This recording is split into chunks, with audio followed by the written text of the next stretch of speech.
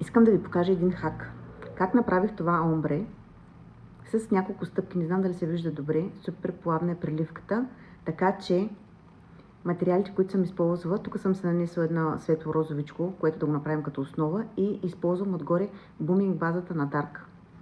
Мисля, че се вижда добре. И сега ще ви покажа колко бързо и лесно се разлива. Просто това, което аз правя на клиентите, когато сложа буминг базата, нанасяме на всичките пръсти. На всичките пръсти си слагам от тъмно-розовото и докато стигна до последния пръст, първия вече се е прилял и става супер лесно и бързо. Така че останете, за да видите точно как го нанасям и крайния резултат. Надявам се да го пробвате и да видите колко лесно и бързо става преливката. С другите цветове, разбира се, също става. Въпросът е да се намерите правилните разливни материали. Мисля, че буминг базата е един от тях. Така, надявам се да се вижда добре.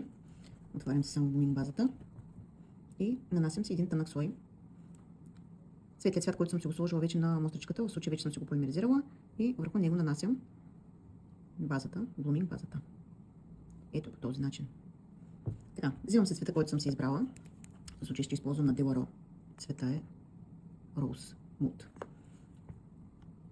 Слагам си на върха на четката и само в свободния край се слагам от цвета ето по този начин. Тук малко се го дърпам надолу и го оставям. Не знам дали се вижда добре. Както ви казах, през това време ще лакирам и другите ногти на клиента. В случая просто сега ви показвам как се случват нещата. Супер небрежна линия се слага, дали ще е във формата на квадрат, дали ще е във форма овал, бадем, няма значение. Слагаме си ги по този начин и оставяме буминг базата да се свърши работата. И докато стигна до петия пръст, ще видите как този пръст вече се е прелял. Ето след няколко секунди как се е тръгнал надолу да се прилива. Сега ще го полимеризирам и след което аз винаги след като правя омбре слагам топ лак с някакъв цвят. В случая ще сложа някакво бебешко розово, може би ще използвам Milky Pink, тук имам един. Ето този. Сега ще връза с него как ще стане и ще ви покажа крайния резултат. В случая вече съм полимеризирала и се взимам Milky Top. Нанасям си го в много тънък слой. И ще видите колко по-плавно става и самото омбре след нанасянето на този топ. Сега има цветове, които малко по-трудно се преливат. Може би ще се наложи малко да спомогнем с четката, но с буминг базата става много плавно. Ето го и крайния резултат.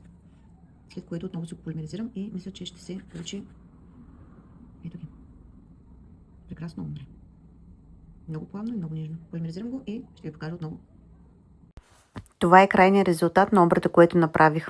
Омбрето като цяло изглежда сложно, но не и с този лайфхак, който ще му приложим с буминг базата. Омбрето е за момичета, които искат вау ефект, но без да има мъчение. Така че, мисля, че това е за вас. Очаквам обратна връзка. Много ще се радвам някой от вас да го пробва да го направи и да напише